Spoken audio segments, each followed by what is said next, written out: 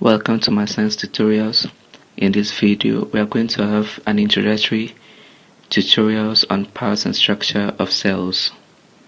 We know that a cell is a basic structural and functional unit of life. Right here in this diagram, we have a typical animal cells. Inside a cell, we have minute organelles such as the ribosomes and the Golgi bodies, as you can find here. We are able to see these things because it has been viewed under an electron microscope. Now, the early microscope, like the light microscope, cannot give you this better view. So right away, let's go and look at the structures, the organelles we have inside the cytoplasm and their functions. So the first structure we have here is the nucleus. We're going to have a look at the nucleus. Right here in the pink is the nucleus, and inside the nucleus we have the nucleolus. The nucleus is spherical, as we can see. Sometimes it is cylindrical. So the nucleus is like the control center of the cell. It gives instructions to what kind of lipids or proteins to be synthesized. So inside the nucleus we have long strands of DNA found inside the nucleus here. And the nucleolus also contains RNA and DNA molecules. It plays a very important role in what we call protein synthesis. It produces RNAs which get converted to messenger RNAs and carries information to the ribosome, which later convert them to the desired proteins, as has been prescribed by the DNAs that are in the cell. Okay, so it also stores hereditary materials, all the features of the cell and everything that a cell gives instruction to be produced is stored inside the nucleus. And next we have the cell membrane. Imagine having a garden being fenced. The fence wall is like the cell membrane.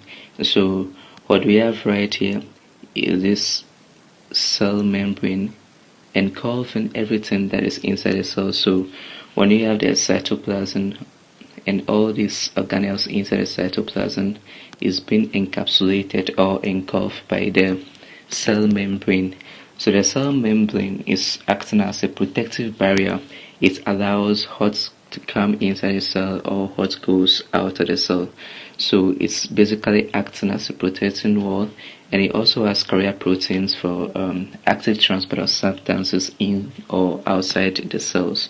So this guy right here is like a protection wall of everything that is inside the cytoplasm of the cells. Okay, so we have ribosomes. We have the ribosomes. The ribosomes they are really small, as you can see here. We have them scattered inside the cells, and then sometimes we have them being attached to what we call the endoplasmic reticulum, and it plays a very important role in what we call protein synthesis. Now when you have these messenger RNAs from the nucleus coming out into the cytoplasm, they come and attach to the ribosome, where the ribosome helps gets the information that is attached to the RNA, which is then converted to the desired protein as it has been prescribed by the DNA from the nucleus. So these guys right there play a very important role in what we call the protein synthesis. Alright. Now we have the cytoplasm. The cytoplasm is a transparent jelly-like substance, and it contains all the organelles. So all this area we have engulfed by the cell membrane is the cytoplasm, and we have all these things inside the cytoplasm as organelles. So it's just like a very large compound where you have everything inside it. So this cytoplasm plays a very important role. It is where we have all the chemical reactions taking place, and all the other processes basically goes on inside the cytoplasm. Yeah, It also plays an important role in the intracellular distribution of materials among the organelles. So transferring of proteins and glucose that have been broken down inside the cell among these organelles that are found inside the cell. This cytoplasm acts as a site for all these activities to take place. And when we have the nucleus together with the cytoplasm, they form what we call the protoplasm. So the cytoplasm is where we have the breaking down of glucose and also exchange of materials among the organelles. So we just go ahead and have a look at what the vacuole is. The vacuole is a circular structure and it contains some fluids inside them. They are these blue guys that are found inside the cell over here.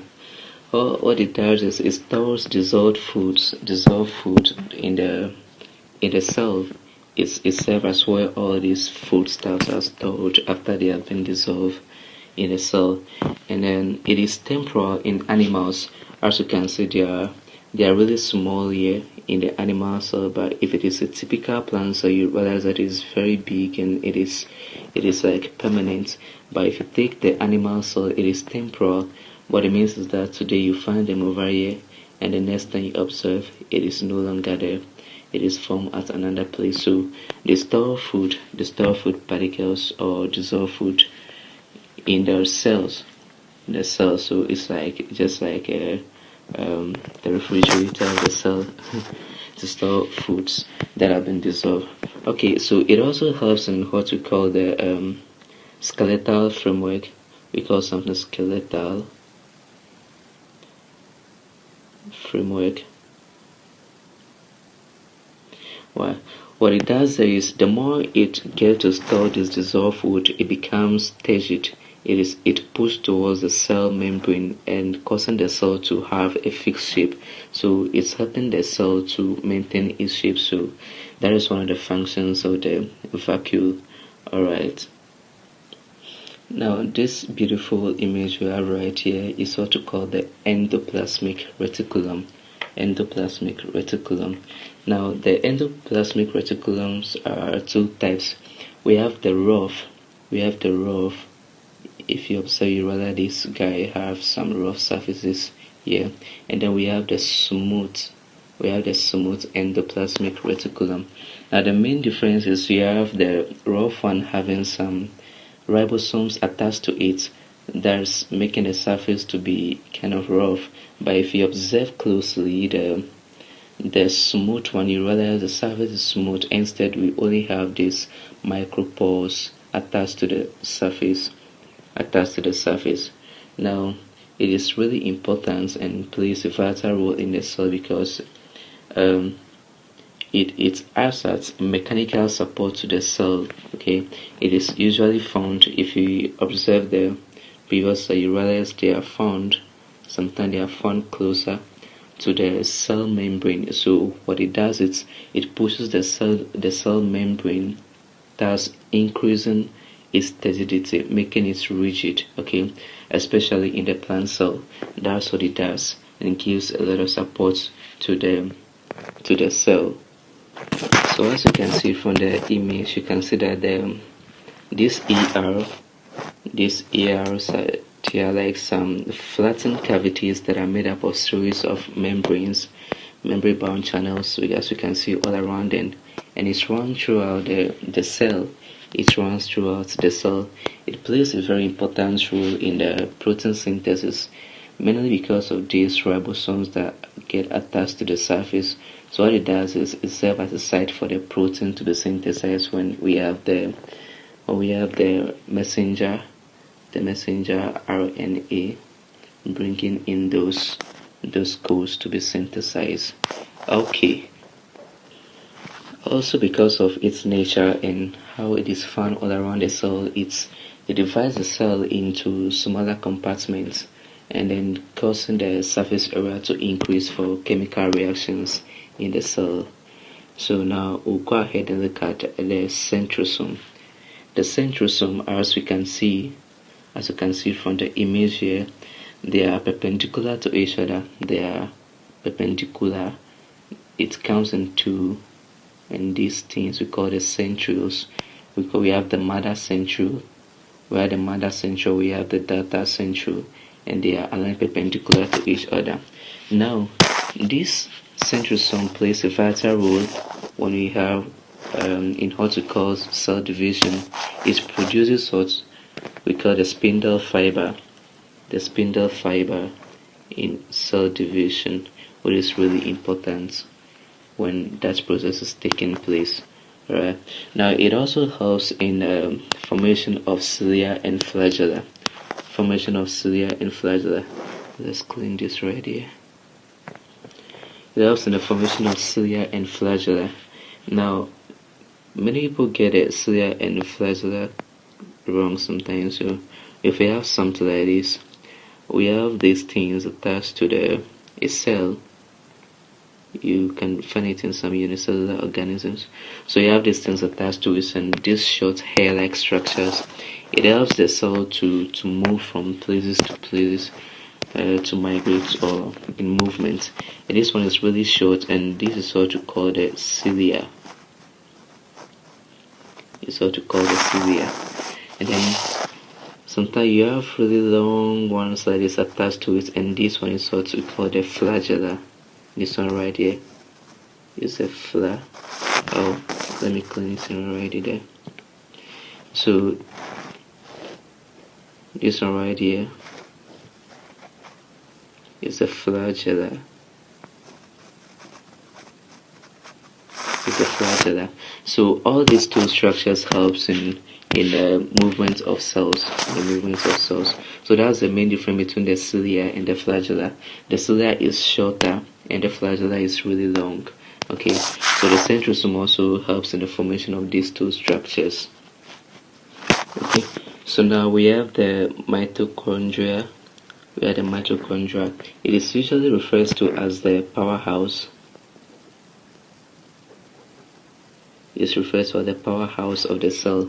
Now it is referred to as the powerhouse of the cell because it is where all the ATP is produced inside the cell.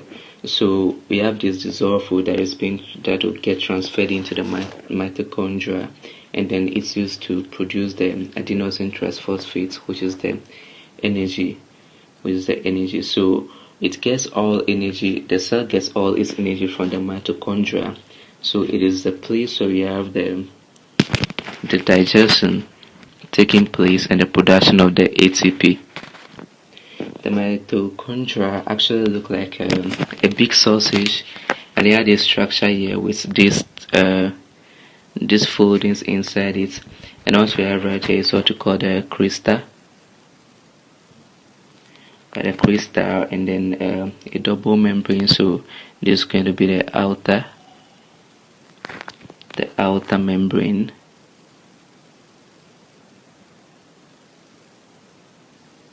Our space ratio, outer membrane, and then we have the inner membrane. Okay, so inside it is a matrix.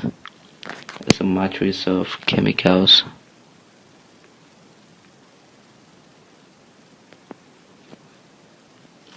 So the membrane is where the chemical reactions occur, and the matrix is where the chemicals are stored. So we have all this cellular respiration taking place, and then we have our ATPs being produced.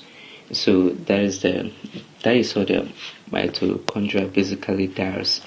That's why it's referred to as the powerhouse of the cell. There are no fixed number of mitochondria in a cell, but the number of mitochondria you have in a cell depends on how active the cell is. The amount of energy the cell needs depends on how much mitochondria we have inside there. Some cells are dormant, inactive, and you have a lot of cells which are really active, so they need a lot of mitochondria in their cells. So now we have to look at the Golgi body. Have a look at the Golgi body right here.